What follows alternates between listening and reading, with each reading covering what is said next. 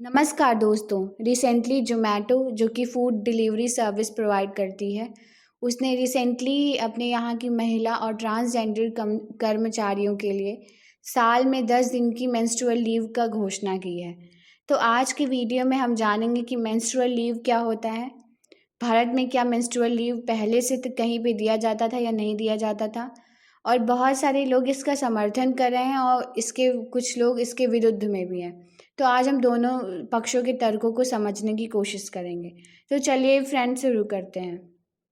जैसे जैसे work places पे वुमेन्स का और फीमेल्स का पार्टिसिपेशन बढ़ रहा है, वैसे वैसे जो वर्क प्लेसेस थे उन्हें और भी जेंडर ओरिएंटेड और इसके फीमेल ओरिएंटेड बनाने की बात की जा रही है, ताकि उनकी जो सुविधाएं हैं उसका अच्छे से ध्यान रखा जा सके। इसके लिए पहले मैटरनिटी लीव का कॉन्सेप्ट लाया गया।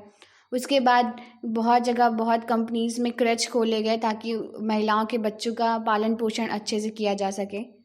और वर्क प्लेसेस पे महिलाओं के हैरेसमेंट को लेकर भी कानून बनाया गया। तो अभी हाल ही में एक जोमेटो कंपनी है, फूड सर्विस डिलीवर करती है, तो उसने अपने यहाँ के महिला कर्मचारियों के लिए और ट्रांसजेंडर कर्मचारियों के लिए 10 दिन की मेंस्ट्रुएशन लीव की घोषणा की है। मेंस्ट्रुएशन लीव क्या होती है, अब हम इसके बारे में जानेंगे। मेंस्ट्रुअल लीव वह लीव होती है जिसमें महिलाओं को उनके पीरियड्स या माहवारी के दौरान या उनके मेंस्ट्रुएशन के दौरान घर पे रहने के लिए छुट्टी दी जाती है। आज दुनिया में ऐसे बहुत से देश हैं जहाँ पर मेंस्ट्रुअल लीव जो है हर जगह अप्लाई होती है, जैसे कि Japan, Taiwan, south Korea, Indonesia.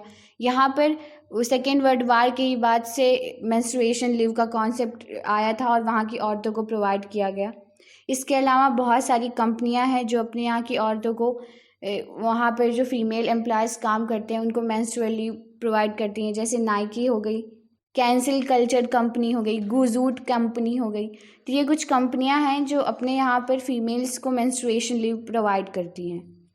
अगर इंडिया की बात करें तो यहाँ पर केरला के जो स्कूल्स हैं वहाँ पर 1912 से ही वहाँ पर जो छात्राएं हैं और जो महिलाएं हैं उनको गर्ल्स स्कूल में मेंस्ट्रुएशन लीव प्रोवाइड की जाती थी। बिहार सरकार ने का एक बहुत ही प्रोग्रेसिव कदम आया था 1992 में, जब उसने ये डिसाइड किया था कि वो अपने यहाँ के जितने भी गवर्नमेंट फीमेल एम्प्लॉयज़ हैं उनको महीने में 2 दिन की मेंस्ट्रुएशन लीव प्रोवाइड करेंगी।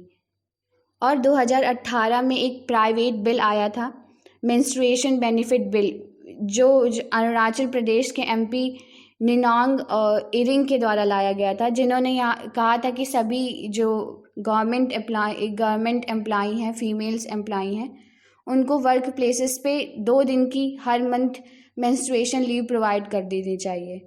और फिर धीरे धीरे उसका विस्तार उन्होंने स्कूल्स में भी करने को कहा था और कहा था कि जितनी भी 8th क्लास से ऊपर की लड़कियां हैं उन्हें भी जो है महीने में मेंस्ट्रुएशन लीव प्रोवाइड करना चाहिए। और सभी गवर्नमेंट स्कूल्स में और गवर्नमेंट वर्क प्लेसेस पे इसको अप्लाई करने की बात कही गई थी, लेकिन बहुत सारे कारणों की वजह से यह बिल पास नहीं हो पाया और इसके विरुद्ध तब से चर्चा स्टार्ट हो गई कि क्या मेंस्ट्रुएशन लीव सही में ज़रूरी है या नहीं। तो इसके विरुद्ध में भी तर्क आते हैं और इसके पक्ष में भी तर्क आते हैं। तो आइए अब हम एनालाइज करते हैं कि इसके विपक्ष में क्या बातें होती हैं और इसके पक्ष में क्या बातें होती हैं। आइए अब देखते हैं कि इसके विपक्ष में क्या तर्क आते हैं। जो इसके विपक्ष में सबसे पहला तर्क दिया जाता है वो दिया जाता है कि इससे जो पुरुषों की अवधारणा है, एक तरह से पूर्वाग्रह है औरतों को लेकर कि वो शारीरिक रूप से और मानसिक रूप से काम करने में उतनी समर्थ नहीं होती, तो ये उस मानसिकता को बढ़ाएगा, उस प्रेजुडाइज को ये बढ़ाएगा। जो दूसरा तर्क दिया जाता है मेंस्ट्रुअल लीव के अगेंस्ट वो ये कि इसके आने से महिलाओं का जो वर्क प्लेस है उस पर पार्टिसिपेशन उनका धीरे धीरे और भी ख़त्म होता चला जाएगा। जो इसके खिलाफ तीसरा व्यू आता है वो ये कि ये मेल्स के अगेंस्ट डिस्क्रिमिनेशन होगा, क्योंकि जब जेंडर बेस्ड होकर लीव्स प्रोवाइड की जाएंगी तो वो केवल महिलाओं को प्रोवाइड की जाएंगी, आदमियों को नहीं प्रोवाइड की जाएंगी। तो ये जो है मेल्स के अगेंस्ट डिस्क्रिमिनेशन होगा। जो इसके अगेंस्ट अगला व्यू रखा जाता है वो ये कि महिलाएं सामान्यतः पीरियड्स के दौरान काम करने में बहुत अच्छे से सक्षम होती हैं, इतना कोई पेन वगैरह नहीं होता है, इसलिए ये जो अगर जिसको ज़्यादा पेन होता है उसे मेडिकल लीव की तरह ट्रीट करना चाहिए और मेडिकल लीव की बात करनी चाहिए। और जो सबसे इम्पॉर्टेंट अदर व्यू आता है इसके अगेंस्ट, वो ये है कि इससे मेंस्ट्रुअल लीव को देने से वर्क प्लेसेस का जेंडराइजिंग हो जाएगा, अर्थात कि जेंडर के आधार पर वहाँ पे कानून बनने लगेंगे। तो ये कॉन्सेप्ट जैसे कि डिफेंस में और स्पेस सेक्टर में आज महिलाओं के आने की बात की जाती है और उनको फ्रंट रोल पे मौका देने की बात की जाती है, तो ये जो तर्क है वो मेंस्ट्रुअल लीव के काफ़ी अगेंस्ट चला जाएगा। तो ये कुछ प्रमुख तर्क थे जो मेंस्ट्रुअल लीव के अगेंस्ट दिए जाते हैं। आइए अब देखते हैं कि इसके पक्ष में क्या तर्क हैं। अगर सबसे पहले ये समझा जाए कि इसमें जो इसके विपक्ष में तर्क दिया जाता है कि इसमें महिलाओं को दर्द नहीं होता है, तो 2016 में जॉन गिलबार्ट, जो कि professor of reproductive health at university college London में एक बहुत सेंसिटिव प्रोफेसर हैं और ऐसे रिप्रोडक्टिव हेल्थ को लेके काम कर रहे हैं, तो उन्होंने कहा कि कभी कभी पीरियड से संबंधित पेन जो होता है वो हार्ट अटैक जितना बुरा हो सकता है। तो ये कहना बिल्कुल गलत होगा कि इसमें जो है औरतों को समस्या नहीं होती। अगर हम इसी के संबंध में दूसरी रिपोर्ट देखें तो BMJ पब्लिशिंग ग्रुप यूके द्वारा एक रिपोर्ट पब्लिश की गई थी जिसका नाम था क्लिनिकल एविडेंस हैंडबुक, जिसमें कहा गया था कि 20% महिलाएं जो है पीरियड से रिलेटेड सीवियर पेन को फेल करती हैं, जिसकी वजह से उन्हें emotional control, decreased concentration, nausea, stomach pain, pelvic pain और क्रैम्प्स फील करने पड़ते हैं। अगर हम पर्टिकुलर इंडिया की बात करें तो यहाँ की इंडोमेट्रियासिस सोसाइटी इंडिया है, उसके अनुसार हर वर्ष 25 मिलियन वुमेन जो है पीरियड पेन को सफ़र करती हैं और वो इतना बुरा होता है कि वो अपने बिस्तर से उठ नहीं पाती है।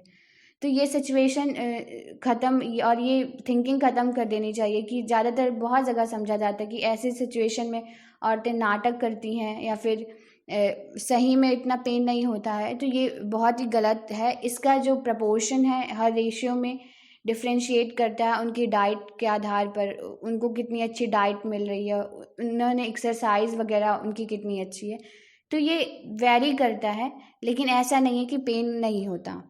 इसको अगर इसका दूसरा पक्ष देखें तो प्रायः मेंस्ट्रुअल लीव को जेंडर इक्वालिटी के अगेंस्ट माना जा रहा है, लेकिन ऐसा नहीं है। जो सो कॉल्ड फेमिनिस्ट लोग इसका विरोध करती हैं कि ये जो है जेंडर इक्वालिटी के विरुद्ध है, तो जेंडर इक्वालिटी के बजाय जेंडर इक्विटी की बात करनी चाहिए।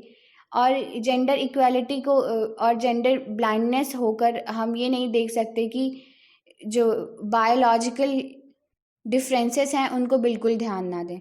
तो ये दूसरा पक्ष है कि जो जेंडर इक्वालिटी वाला डिस्कोर्स है इसे और भी कंट्रोवर्शियल लेवल से उठाकर एक बैलेंस्ड लेवल पे लाना चाहिए और जेंडर इक्विटी की बात करनी चाहिए।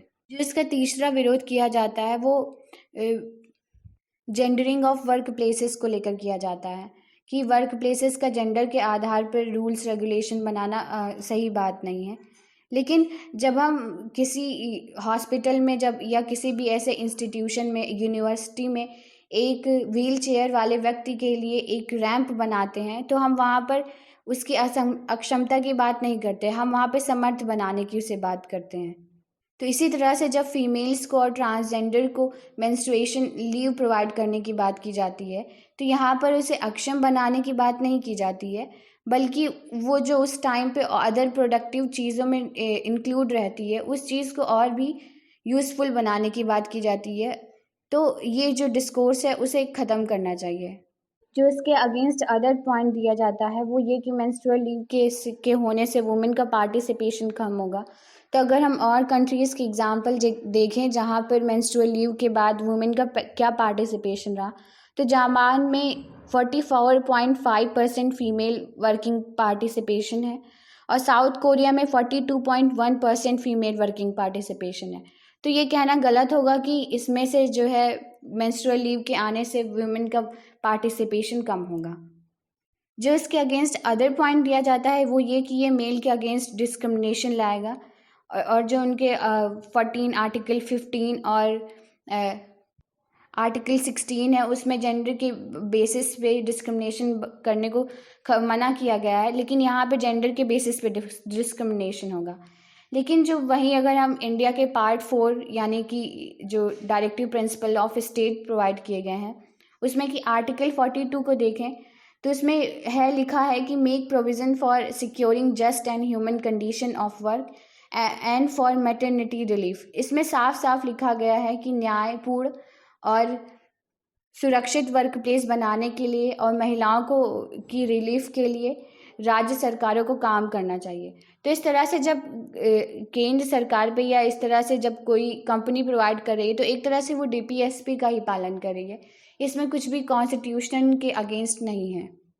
अगर हम आज दुनिया में कंडीशंस देखें मेंस्ट्रुअल हेल्थ को लेकर और मेंस्ट्रुएशन लीव को लेकर, तो प्रायः महिलाएं या फिर इस चीज़ों के बारे में बात करने में उतना स्वतंत्र नहीं महसूस करती। इस इशू को एक स्टिग्मा की तरह माना जाता है, लेकिन ये हमें समझना होगा कि दुनिया की 50% जनसंख्या जो है इस समस्या को फेस करती है।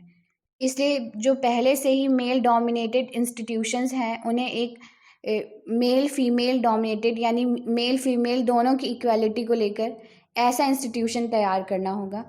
और अगर हम इसका कुछ अदर इंसिडेंट्स देखें तो महाराष्ट्र का जो शुगर केन बेल्ट है जहाँ पर गन्ने वगैरह उगाए जाते हैं और जहाँ पर ऐसे किसान रहते हैं जो गन्नों की खेती करते हैं, तो वहाँ पर कई बार जो कॉन्ट्रैक्टर होते हैं और जो ऐसी कॉन्ट्रैक्ट कंपनियाँ होती हैं ऐसे महिलाओं का यूटेरस निकाल लेती हैं ताकि उनका पीरियड्स की वजह से उन्हें अपने काम से लीव ना लेना पड़े। तो इस तरह से एक तरह से वुमेन का एक्सप्लॉयटेशन भी होता है। और बहुत से ऐसे केसेस आते हैं जहाँ पर एक फैक्ट्री ओनर को ऐसी एक्टिविटीज़ को कंट्रोल करने के लिए और रोकने के लिए औरतों को यूटेरस का ऑपरेशन करने की सलाह देते हैं। तो जब इंडिया की ऐसी कंडीशन है तो वहाँ पर मेंस्ट्रुअल लीव एक अच्छा ऑप्शन है। अगर इसको लेकर हम बात करें, कल्चर मशीन कंपनी है जिसने अपने यहाँ पर first day of period leave का अनाउंसमेंट किया था। उसने change.org जिसका उल्लेख पिछले वीडियो में किया जा चुका है कि ये एक ऐसा ऑनलाइन प्लेटफॉर्म है जिसमें दुनिया भर में किसी भी कोई भी व्यक्ति जो है वो जिस समस्या से जूझ रहा है या जो उसे लगता है कि इससे संबंधित कोई लॉ होना चाहिए उसे इस वेबसाइट पे डाल सकता है, एक पिटिशन फाइल कर सकता है इस पर, और फिर जैसे लोगों के सिग्नेचर्स बढ़ेंगे उस पर फिर उस आधार पर लॉ बनाने की बात की जाती है।